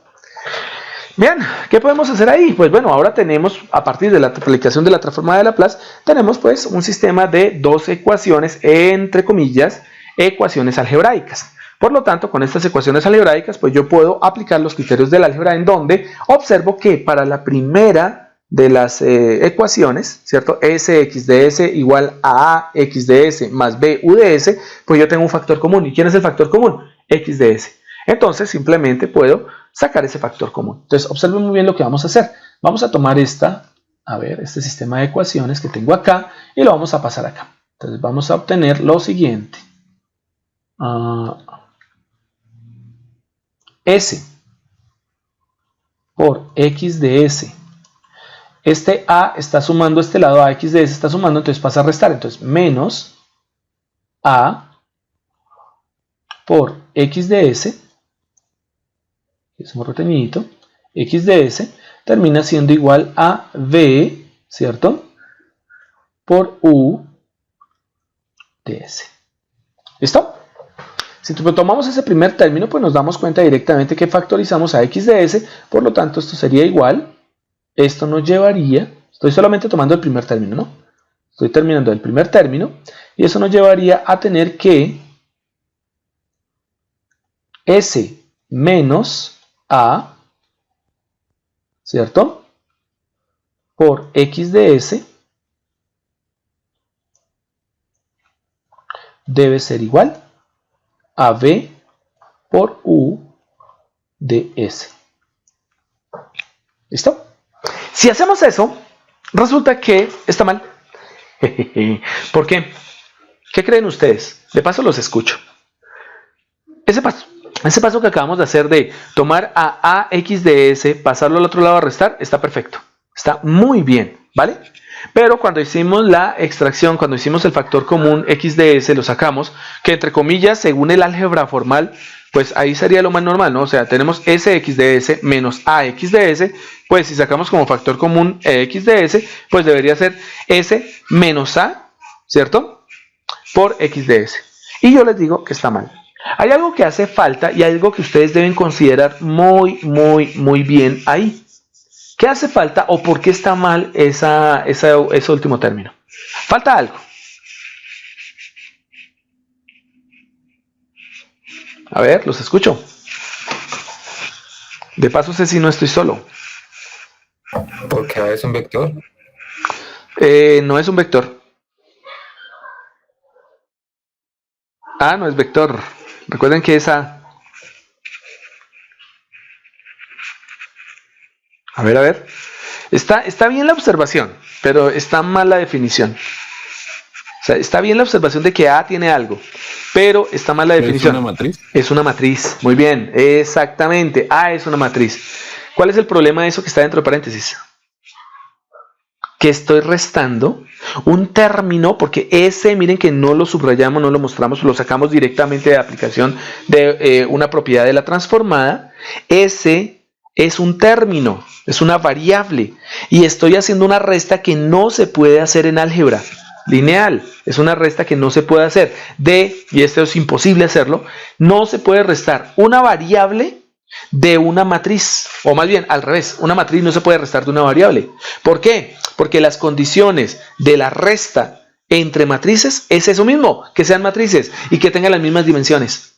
Por lo tanto, S debería tener las mismas dimensiones de A. Entonces miremos que el error que está ahí, ¿cierto?, es que debemos transformar esa S, que es un término, es una variable, lo tengo que transformar en una matriz. ¿Para qué? Pues para que pueda restarlo con una matriz, con otra matriz que en este caso sería A. ¿Ok? Entonces, observen, muy bien por los que están observando. Entonces, ahí hay un problema. El problema está en que no se puede hacer esa resta tan olímpicamente como lo acabamos de hacer. ¿Cómo convertimos un término, cierto, en una matriz? Entonces, aparece la famosa transformación en donde nosotros simplemente tomamos el término y lo vamos a multiplicar por una matriz muy especial que se conoce como la matriz identidad. Entonces, si tomamos la matriz identidad y se la multiplicamos al término S, que eso sí se puede hacer, la multiplicación sí es válido, multiplicar una matriz por un término, ¿cierto? Por un valor, eso sí se puede hacer en la multiplicación. Si multiplicamos ese término S por la matriz identidad que tenga las mismas dimensiones de la matriz A, además la matriz de identidad es cuadrada, la matriz A también es cuadrada, o sea, vale, bien, entonces sí podría ser la resta. Entonces lo que nos hace falta no es que esté del todo mal, sino que lo que falta es que nosotros convirtamos a S en una matriz, ¿listo? En un término matricial. Por lo tanto, me voy a volver un poquitín acá con un pequeño borradorcito, borro acá, y esta resta sí la voy a poder hacer, y es la siguiente. S multiplicado por la matriz identidad. S multiplicado por la matriz identidad menos A, sí se puede hacer. Y ahora sí estaría correcto. ¿Listo? Ok, muy bien. Están volando, muchachos. Están volando en álgebra lineal. Entonces, bien, ya tengo esa condición, ¿no? ¿Eso qué quiere decir? Que yo podría perfectamente, por ejemplo, despejar ese x de s. ¿Para qué lo despejaría? Pues para reemplazarlo en la segunda ecuación y encontrar una relación y de s sobre u de s. ¿El truco qué es? Miren lo que estoy haciendo. Estoy tomando la ecuación de estado o la representación en espacio de estados, ¿cierto? En donde tenemos las dos ecuaciones, la ecuación de estado y la ecuación de salida, y la voy a tratar de llevar a una función de transferencia. O sea, la voy a tratar de llevar a una representación de tipo entrada versus salida. ¿Quién es la entrada? La entrada es u. ¿Quién es la salida? Es y. ¿Pero quiénes son los estados? Están arriba. Entonces, por lo tanto, no puedo hacer una representación si no mezclo esas dos ecuaciones, las que están en negro, ¿no? Recuerden primero, la primera ecuación, x punto es igual a ax más bu, corresponde a la ecuación de estado. Y la segunda ecuación se llama ecuación de salida, y igual a cx más du. Entonces, perfectamente podríamos hacer eso. Ah, pues sí, ingeniero, pues tanta cosa. Despejemos a x de s. Y entonces aquí deben recordar otra propiedad, ¿no? X de s, aquí en la última ecuación, x de s está multiplicando a si menos a. Entonces uno diría olímpicamente, pues tomemos si menos a y la pasamos a dividir al otro lado. Pues no se pueden matrices, la división no está definida en los procesos matriciales. Por lo tanto, debo tener en cuenta que la única forma de poder pasar para poder despejar a x de s, para poder pasar este si menos a, ¿cierto? S por la matriz identidad menos la matriz A, para poderlo pasar al otro lado, solo se aplica si nosotros aplicamos el criterio o utilizamos el criterio de la inversa. S por I menos A es una operación entre matrices, me va a dar una matriz. Por lo tanto, pasar todo este término al lado derecho indica que debo encontrar la matriz inversa. Que en definitiva, ¿qué termina siendo? La matriz solución. Entonces, vamos a hacer eso. Vamos a tomar este x de s va a ser igual, ahora sí despejado, ¿a qué? Ojo a esto, a S por la matriz de identidad menos A inversa. Toda esta tiene que ser la inversa de la matriz. Y esto queda directamente, ¿qué? Multiplicando a el vector B, ahora sí, la inversa de la matriz sí puede multiplicar a nuestro vector B, que está también multiplicando a nuestro vector u de S. ¿Listo? Y esto que es del primer término, ¿cierto? De nuestra primera ecuación, pues ya podemos hacer el reemplazo sobre la segunda ecuación. Entonces venimos aquí arriba y lo que vamos a hacer es, vamos a ponerle otro colorcito, a despejar, ¿no? Entonces tendríamos y de S termina siendo igual a C, ojo a esto, a nuestro vector matriz C, por x de s. ¿Pero x de s quién es? X de s es s por i menos a. Ay, caramba, qué asquerosa esa a. Por a, ¿cierto? Recuerden que esto también hace aquí una i. ¿Listo? S por i menos a inversa multiplicado por b multiplicado por u de S. Listo, todo esto está haciendo esta multiplicación, ¿vale? Y esto le sumamos la matriz D multiplicado por la matriz vector U. ¿Listo? Si hacemos esta operación, pues bueno, tendríamos directamente entonces C multiplicado por SI menos A a la menos 1 por B por U de S. Ojo, porque uno diría, ingeniero, yo podría poner lo siguiente, SI menos A a la menos 1 por C por B por U de S. No. Aquí hay algo que se conoce como la prelación de las operaciones en álgebra lineal o la prelación de las operaciones entre vectores y matrices. Como la multiplicación está dada en este sentido, por lo tanto, yo no puedo olímpicamente poner a C donde se me dé la gana en esta multiplicación. El orden que se lleva aquí es que C multiplica a S por I menos A, ¿cierto? A la menos 1. Después esto multiplica a B y esto multiplica a U de S. Entonces, debe conservarse la misma posición de cada uno de los vectores matrices, ¿ok?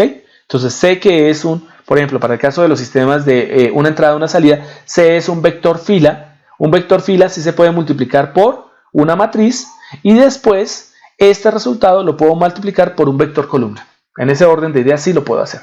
Pero yo no puedo poner a C donde se me dé la gana aquí. Tiene que ser de esa manera. Y una de las cosas que observamos es que ahora tenemos a U de S en ambos lados, ¿no? En ambos extremos acá. Tengo a U de S aquí en este punto. Tengo a U de S acá y tengo a U de S acá. Por lo tanto, puedo aplicar el criterio del factor común. Entonces, miremos que vamos a hacer una operación bien interesante. Y de S, ay caramba, espérame porque Y toca hacerle con esta rayita diciendo que es vector, ¿cierto? Y de S termina siendo igual a, ojo a esto, C, ¿cierto? C por S por I, ¿cierto? Menos A la menos 1 por V, ¿cierto? Y esto más D, esto sería pues factor de U de S, pero como U de S es la entrada, pues la podemos dejar aquí directamente. La podemos pasar porque ya la hemos despejado al lado izquierdo. Y entonces lo que tengo es la representación, ¿listo? De el espacio de estados como una función de transferencia, en donde cada uno de los elementos que ustedes observan ahí, ¿cierto? Son interesantes en el mismo sentido de que las posiciones en que se ubican, ¿sí? Nos definen específicamente el tipo de elemento que es cada uno de los elementos de vector matriz. De aquí es donde se va a despejar por qué A termina llamándose matriz de estados, ¿cierto? Por qué B termina llamándose matriz de entrada, por qué C se llama la matriz de salida y por qué D termina llamándose la matriz de transferencia directa, ¿ok? Y eso lo vamos a hacer en la siguiente clase porque vamos a adelantar. Bueno, más que en la siguiente clase. Vamos a pasar eso que tenemos ahí, esa representación en función de transferencia, vamos a pasarla directamente en forma de diagrama de bloques. Y de ahí, del diagrama de bloques, es que ustedes van a entender por qué es que aparece este tipo de representación, o por qué este tipo de representación le da los nombres a cada uno de los elementos A, B, C y D. Observen ustedes que quedaron solamente que operaciones entre matrices vectores.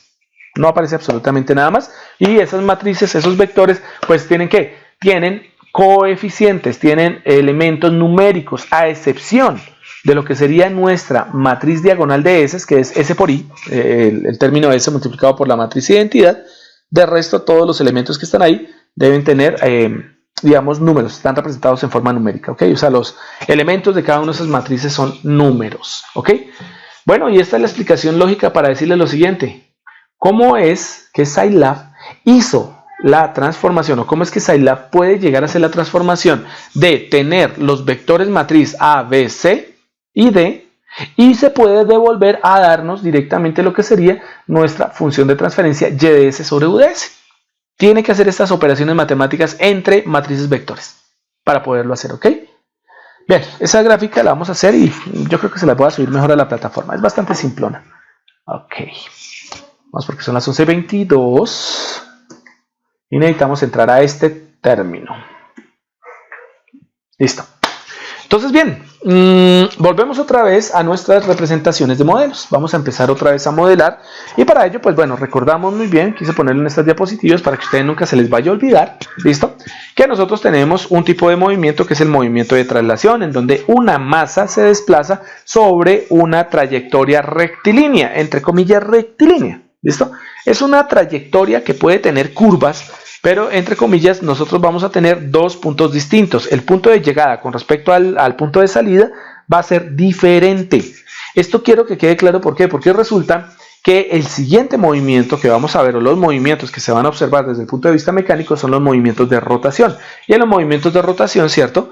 Como vamos a movernos alrededor de un eje, el punto de llegada termina siendo el mismo punto de salida. ¿Listo? El punto de llegada es el mismo punto de salida. ¿Ok?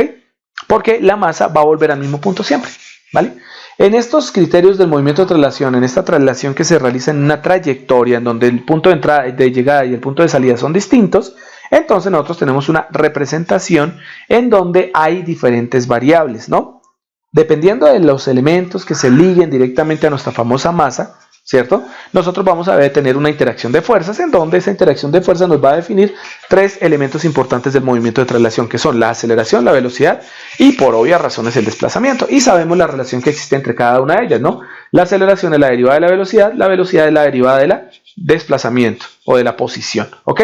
Si lo vemos al revés, pues bueno, entonces el desplazamiento es la integral de la velocidad y la velocidad es la integral de la aceleración. Eso depende de la visión que ustedes quieran dar, pero los tres están ligados directamente por términos, o bien sea integrales o bien sea diferenciales.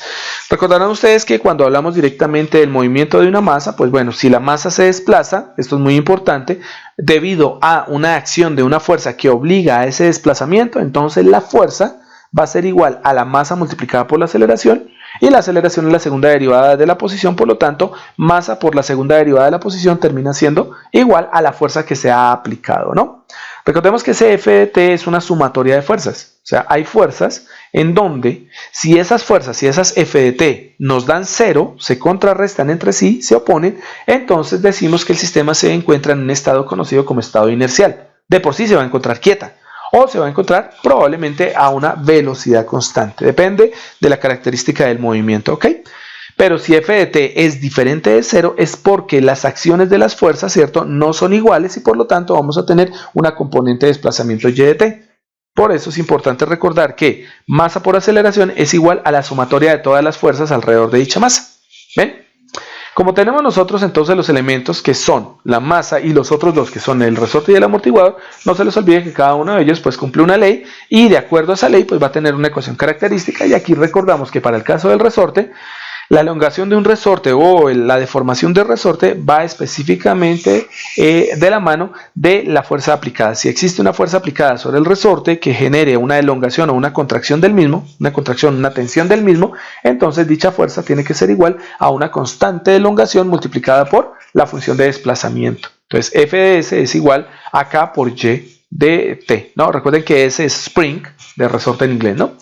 Y para el caso del amortiguador, pues se acuerdan ustedes que nosotros estamos directamente relacionados con un cambio de posición, ¿sí? Con una tasa de cambio de la posición, y la tasa de cambio de la posición es una velocidad. Por lo tanto, la fuerza que se genera sobre un amortiguador que es de tipo disipatorio va a ser igual a una constante propia del amortiguador que se conoce como la constante de fricción viscosa o de fricción viscosa o de viscosidad, ¿listo? Multiplicado por esa razón de cambio en la posición, ¿listo? Que corresponde pues a la primera derivada de ella, de la posición, ¿vale? Teniendo en cuenta las fuerzas de Newton, pues entonces nosotros siempre llegábamos a lo mismo, ¿no?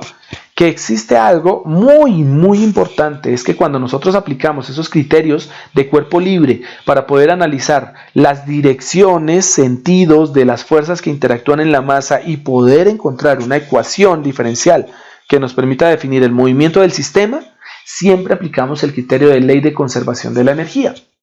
Y eso que está ya en forma de, digo, con las letras en cursiva, ley de conservación de la energía, es lo que nos va a definir algo muy importante, y es lo siguiente: si para el caso de la aplicación de fuerzas alrededor de una masa y de todas las componentes de fuerza vectoriales, ¿cierto?, yo tengo unas ecuaciones, Resulta que como el principio de la ley de conservación de energía se aplica a estos sistemas tensoriales, a estos sistemas como tal vectoriales, entonces debe existir un método para poder llevar ecuaciones desde el punto de vista de fuerzas aplicadas hacia ecuaciones en energía.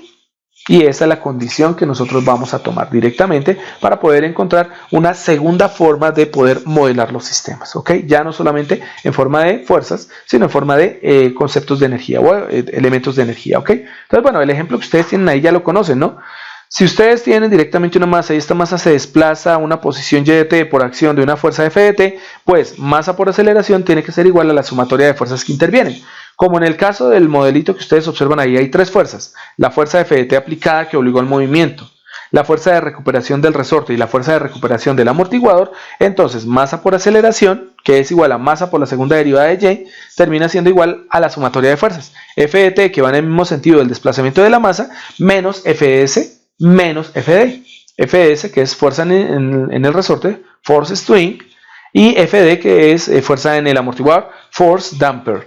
¿Listo? Para los que están estudiando inglés, ¿vale? Si ustedes hacen eso, pues bueno, estaba hablando de la ecuación que está debajo de las figuras, de las grafiquitas. Bueno, pero ustedes saben entonces que ustedes agarran la ecuación diferencial de este sistema, ya la hicimos anteriormente, entonces masa por la segunda derivada de y, más la constante de fricción o la constante de viscosidad beta multiplicada por la primera derivada de y, más la constante de elongación o de rigidez multiplicado por y de t, termina siendo igual a f de t. Esa ecuación diferencial ya sabemos cómo obtenerla, ¿no? Si nosotros tomamos la masa y la dividimos, es decir, tomamos la masa de la primera ecuación diferencial y la dividimos para obligar a que el primer término que acompaña la derivada de mayor orden, o el término que acompaña la derivada de mayor orden, que en este caso la derivada segunda, sea 1, entonces obtenemos lo siguiente, que es lo que vemos en la segunda línea. La segunda derivada de y de t, observen que la están poniendo punto a punto, es lo mismo que la expresión que está arriba, solo que estamos utilizando lo que sería la representación de Newton, que utiliza los dos punticos arriba o el punto arriba para expresar o derivada segunda o derivada prima, ¿no? Derivada primera. Entonces, bueno, la derivada segunda de y de t más b sobre m más la constante de fricción sobre la masa multiplicado por el diferencial de y de t más K, que es la constante de elongación o constante de rigidez sobre la masa por y de t, termina siendo igual a K sobre M por R de t. Aquí es donde uno dice, uy, ¿dónde apareció ese? A ver, ¿de dónde carambas llegan ustedes a decir que F de t termina siendo K sobre M por R de t? Ahora bien, ¿qué carambas es R de t? Bueno, R de t como tal es una señal de referencia. ¿Listo? Es una señal de referencia, no es una señal rampa para que no se vayan a equivocar. Una señal de referencia significa una señal escalón, una señal impulso, una señal pulso, una señal delta, una señal de tipo rampa, una señal de tipo exponencial, una señal de tipo parábola. Es una señal de referencia escogida, ¿listo? ¿Cuál es la idea? Que esa señal de referencia esté multiplicada por un factor K. Entonces, si nosotros escogemos una fuerza F de t que sea proporcional a la constante de elongación del resorte, porque la constante de elongación del resorte es la que está acompañando directamente a la salida y de t, el lineal, ¿cierto? Multiplicada por una señal de referencia, obtenemos ese factor K sobre M por R de t, ¿vale? ¿Por qué hacemos esa transformación de F de t? ¿Por qué condicionamos directamente a F de t que sea este tipo de entrada? Una señal de referencia multiplicada por el factor K, ¿listo? Del resorte. Porque con ello llegamos a una excelente aproximación que nosotros ya conocemos, que beta sobre M puede ser igual a 2 veces zeta por omega sub n. Recordemos que nosotros trabajamos esa letra zeta diferente. Nosotros trabajamos esa letra zeta que se conoce como el factor de amortiguamiento, lo trabajamos como ρ. Entonces es exactamente lo mismo. 2 veces el factor de amortiguamiento multiplicado por la frecuencia natural termina siendo igual a v sobre m. ¿Bien? Omega sub n al cuadrado termina siendo igual a k sobre m. ¿Se acuerdan de eso, no? Si recordamos un poquito la demostración o las demostraciones que hicimos están en su plataforma también, recuerden ustedes muy bien que omega sub n cuadrado terminaba siendo era a sub 0 sobre a sub 2, ¿no? Y a sub 0 es k y a sub 2 es m. Entonces k sobre m es omega sub n cuadrado. Entonces miren que lo que se está haciendo acá, ¿qué es? Utilizando los recursos de poder asumir directamente esos coeficientes, lo que son la función de amortiguamiento, o más bien el valor de amortiguamiento o la constante de amortiguamiento, y asumiendo como tal lo que es la constante de la frecuencia natural, ojo a esto, una ecuación diferencial obtenida directamente de los parámetros, para este caso mecánico, M, K y V, perfectamente se puede llevar a otra ecuación diferencial en donde los términos ya sean ρ o zeta y omega sub n. Entonces lo que se hizo simplemente es una transformación directa para obtener esos parámetros que son muy importantes para poder definir el comportamiento de nuestro sistema en traslación. ¿Listo? Esto quería apuntarlo acá porque de pronto se piensa que para poder llegar a encontrar a ρ y a zeta y omega sub n y encontrar k, etcétera, se necesita obligatoriamente tener que pasar por la función de transferencia. Pues no, se puede hacer una representación directa desde la ecuación diferencial hacia los términos que están ahí, simplemente haciendo esa pequeña transformación que acabamos de ver. Bien, 3 elementos importantes en los movimientos de traslación. ¿Listo? Estos criterios pues también se van a tener en cuenta en los movimientos de rotación, pero bueno, para este caso nosotros vamos a estar empezando con el movimiento de traslación. Y es específicamente que en mecánica clásica, aquí vamos a quitar el cuento de la mecánica cuántica, aquí no vamos a tener en cuenta cosas raras, sino vamos a tener en cuenta leyes muy lineales, ¿no? Entonces, ¿qué decimos? En la mecánica clásica normalmente para poder definir a la masa uno toma una masa extremadamente pequeña, casi infinitesimal, de tal manera pues que esta masa sea entre comillas despreciable. Si se asume eso, entonces nosotros podemos llegar a una muy buena aproximación de lo que ocurre cuando nosotros aplicamos una fuerza vectorial sobre esta masa despreciable. Y es una aproximación bien interesante. Nos dice que la fuerza vectorial termina siendo igual a la aceleración vectorial. ¿Listo? Ambos elementos son formas vectoriales y se pueden representar directamente con sus componentes, tanto magnitud como dirección como sentido. ¿Ok? La idea básica es tratar de llevar directamente la relación de las 3 leyes de Newton hacia el concepto de energías. ¿Bien? Recordando un poco las leyes de Newton, pues ahí están las 3 leyes, la primera ley, la segunda ley y la tercera ley, que si lo decimos en términos técnicos sería la primera ley o ley de inercia de las masas o ley de inercia de los sistemas, la segunda ley o ley del movimiento de las masas y la tercera ley que es la ley de acción-reacción de fuerzas, ¿listo? O entre fuerzas. Entonces, ley de inercia, ley de movimiento, ley de acción-reacción. Para la ley de inercia me permito leer e interpretar una partícula, una partícula. Cuando hacemos esa descripción o cuando hacemos esa definición de una partícula, estamos diciendo un elemento con masa despreciable. Un elemento con una masa muy pequeña. Tanto así que es tan pequeña que no la tenemos en cuenta directamente en el análisis como tal de la ley. Una partícula, inicialmente en reposo, que está quieta, está estática, o que se encuentra en movimiento, pero a una velocidad constante, mantendrá dicho estado mientras una fuerza externa no lo saque de dicho estado. Ojo, la ley de inercia nos dice específicamente lo siguiente. Nos dice que si una masa está totalmente estática o una masa se está moviendo, sí, pero a una velocidad constante, ¿cierto? Esa masa está en un estado inercial, se encuentra en un estado inercial, es lo que significa eso, ¿ok? Porque uno siempre piensa que la primera ley de Newton es solamente para los objetos en reposo y es falso. Es para los objetos en reposo, pero también para los elementos que se encuentran en una velocidad constante, ¿cierto? Obviamente definidos desde un punto de vista de movimiento vectorial, ¿no? Entonces, primera ley de inercia. En masas en reposo o masas que se encuentran en movimiento a velocidad constante y en donde no participa una fuerza externa que obligue al cambio de dicha posición, o bien sea que la masa se siga manteniendo en reposo o que la masa se siga manteniendo a velocidad constante en una dirección definida, ¿vale? La segunda ley o ley de movimiento nos dice lo siguiente, y aquí es donde aparece algo interesante: la aceleración de una partícula con masa. Entonces dicen, bueno, esta partícula sí vamos a asumir que tiene una masa, porque si la masa es despreciable, la masa es 0, y masa 0 multiplicado por cualquier tipo de aceleración, pues nos da fuerza 0. Entonces no tendría sentido, ¿no? La aceleración de una partícula con masa es proporcional al vector de la fuerza resultante que actúa sobre ella en la misma dirección. Entonces, si lo tomamos en términos técnicos, nos dice lo siguiente: si aparece una aceleración. ¿Y cuál es la condición para que aparezca una aceleración? Observen la ley de inercia. Si la velocidad es constante en una masa, la aceleración es 0. Porque la derivada de una velocidad constante, si la velocidad es constante, la derivada de una constante es 0.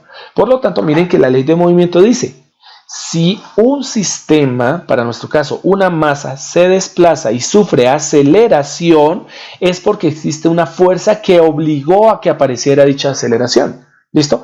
Y la dirección de la aceleración será igual a la dirección de los vectores de fuerza resultantes, porque puede ser que no haya una sola fuerza aplicada para romper ese estado inercial de nuestra masa. Es posible que no haya una sola fuerza aplicada, sino que tengamos un conjunto de fuerzas. Sin embargo, la sumatoria de esos vectores o esas fuerzas de forma vectorial, ¿cierto?, nos da una fuerza resultante. Entonces, la dirección de la aceleración termina siendo igual a la dirección de la fuerza resultante que obligó a dicha aceleración. Segunda ley, ley de movimiento. Bien, y observen que la ley de movimiento nos define específicamente ¿qué? Ecuación. La ecuación que nosotros ya conocemos en la masa. Fuerza igual a masa por aceleración, ¿no? Y la tercera ley, pues ustedes ya la conocen, ¿no? Las fuerzas de acción y reacción que interactúan en una partícula, presentan igual magnitud en dirección opuesta y son colineales. ¿Qué significa esto? Nos dice simplemente, chicos, una fuerza se opone a otra específicamente cuando las dos están apuntando, ¿cierto? Están en igual magnitud, es decir, o sea, se encuentran del mismo valor, son fuerzas iguales, ¿cierto? Solo que son opuestas. Así de sencillo. Si las fuerzas opuestas, es decir, si una fuerza aplicada tiene una fuerza contraria que van en la misma dirección, cuando se dice colineales es que ellas dos son paralelas, o sea, van en la misma dirección, no van con ángulos, son fuerzas aplicadas no angulares o que no presentan ángulos entre sí. Si yo tengo dos fuerzas, siempre vamos a tener lo siguiente: a toda fuerza aplicada tengo una fuerza contraria, ¿vale? Si la fuerza aplicada con respecto a la fuerza contraria son exactamente iguales, la masa se mantiene en la primera ley, es decir, en estado inercial. Pero si la fuerza aplicada es diferente a la fuerza contraria o fuerza opositora, entonces voy a tener una fuerza resultante y entonces tendremos la segunda ley. Así de sencillo. Y aparecen las tres leyes ligadas entre sí, ¿vale? Bien, de todas ellas, la que realmente tiene una ecuación que está ya definida como una ley es la segunda. La segunda ley de movimiento tiene una ecuación definida y la conocemos. Fuerza en la masa va a ser igual a masa por aceleración. Por eso, como esta ya tiene ecuación, pues vamos a utilizar la segunda ley de movimiento para describir directamente lo que es la componente de energía. Entonces, bien, para poder definir lo que es la componente de energía en un sistema con masa, entonces vamos a tomar la segunda ley de Newton, ¿ok? La ley de movimiento. Recordemos muy bien que la ley de movimiento nos dice lo siguiente: la fuerza va a ser igual a la masa por la aceleración. Como la fuerza es vectorial, la aceleración también será vectorial porque la masa es una constante. Por lo tanto, F vectorial termina siendo igual a M constante, ¿cierto?, multiplicado por aceleración vectorial. Bien, como la aceleración es vectorial, quiere decir que tiene magnitud, dirección y sentido. Y es derivable, por lo tanto, si aplicamos la derivada, la fuerza termina siendo igual a la masa por la derivada de la velocidad vectorial. ¿Listo? Es lo que vemos en la primera ecuación. Entonces, cabe recordar que x punto de t, ¿cierto?, que es la representación en Newton de una derivada de primer orden, x punto de t es lo mismo que dx de t. Y x segunda de t pues es lo mismo que la derivada segunda de x con respecto a dt2. ¿Esto a qué se debe? Específicamente aquí quiero que miren la segunda parte, sobre todo de x punto de t. En x punto de t nos dice es igual a dx sobre dt. ¿Eso qué significa? Hay una derivada en x en el numerador y hay una derivada en el tiempo en el denominador. O sea que de alguna forma es posible que nosotros pudiésemos separar esos términos de x sobre dt. Claro que sí. Y eso es lo que vamos a utilizar. Entonces, bien, si se toma la ecuación de forma escalar, la anterior ecuación, la que aparece donde dice m por a vectorial igual a f vectorial, pero lo vamos a tomar desde el punto de vista de la velocidad, entonces decimos que la ley 2 o la ley de movimiento de Newton, ¿cierto?, nos define algo que se conoce como el principio de la conservación de la energía mecánica. Bien, por lo tanto, vamos a empezar a explorar cómo obtenemos los principios de energía. Entonces, ojo a esto. Recordemos que la energía, pues obviamente es la expresión de un trabajo también, ¿no? Entonces, vamos a aplicar ese criterio.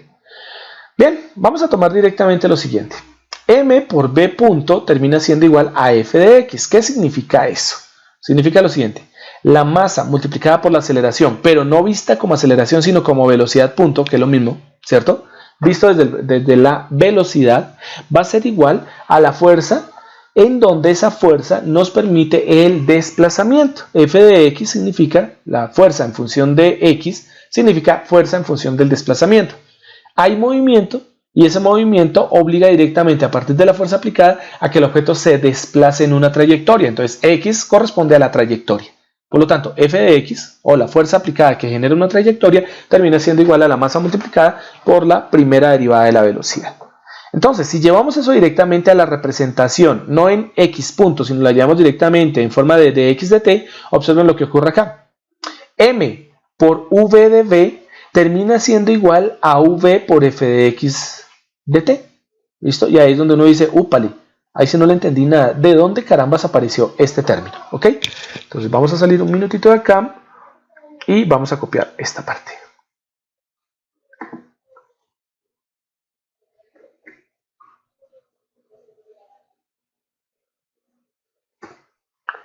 Vamos a ver si no sé. ¡Ay! Pulse el Arduino genuino ese. Ahora sí. A ver, 5 segundos. Ya, vamos a quitar este puntito. Y vamos a seleccionar toda esta cosa. Entonces, observen muy bien de dónde salió eso. La demostración, porque después dicen, no, usted se inventó esa vaina. Entonces, muy bien. Tenemos a... Vale, que se me hizo el lápiz. Lapiciño, lapiciño, lapiciño. ¿Listo? Tenemos la siguiente expresión. La fuerza que nos genera una trayectoria en X va a ser igual a la masa multiplicada por la velocidad, punto, que corresponde directamente a nuestra aceleración, ¿no? Pero esto es lo mismo que decir masa multiplicado por la derivada, ¿cierto? De la velocidad. Ay, carambas. La derivada de la velocidad. A ver, la derivada de la velocidad con respecto al tiempo. ¿Listo? Entonces, ¿qué es lo que nos están diciendo ahora? Hagamos una cosa. Separemos variables. Entonces, vamos a tomar esta de t, la pasamos a este lado, entonces tendremos lo siguiente. F de x por dt terminaría siendo igual a masa por la derivada de la velocidad. Lo que hicimos fue separación de variables. ¿Listo? Y vamos a multiplicar en ambos extremos. ¿Listo? Vamos a multiplicar por velocidad. ¿Listo? Vamos a multiplicar en ambos extremos por la velocidad. Entonces, ¿qué vamos a obtener acá? Vamos a obtener, ojo a esto, y es velocidad multiplicado por la función de fuerza que genera un desplazamiento, y esto multiplicado por dt, va a ser igual a masa por velocidad por la derivada de la velocidad. Y entonces observen que este tricito que yo tengo acá, este pedacito, es integrable. ¿Listo? V por dv o v por dv termina siendo integrable. Entonces lo que vamos a hacer es lo siguiente. Vamos a empezar a mirar cómo podemos hacer la integración. Pero antes que nada observemos algo bien interesante, y es que al hacer esta aplicación de multiplicar por v en ambos extremos, nos queda v por f de x por dt. Y recordando que v es la derivada con respecto a la posición, y la posición la estamos definiendo como esta x, pues entonces esta v la podemos representar de la siguiente forma.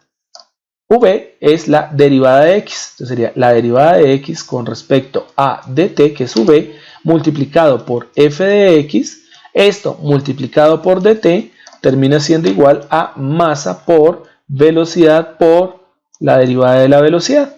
Entonces, haciendo esa representación, pues este dt se mete con este dt, se pierde y nos va a entregar lo siguiente, que aquí pongámoslo en azulito. Nos va a entregar lo siguiente, vamos a ordenarlo un poco. Masa por la velocidad por la derivada de la velocidad termina siendo igual a la función f de x multiplicado por dx.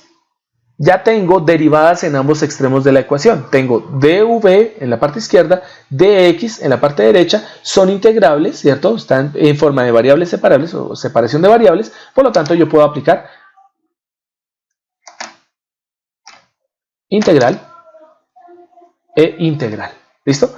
Y la parte izquierda es integrable. Entonces, por lo tanto, la solución de este sistema es m, sale como constante de nuestra integral, por lo tanto tendríamos m por la integral de v por dv, ¿listo? Termina siendo igual a la integral de f de x por dx, ¿listo? La integral de v por v nos daría m, ¿cierto?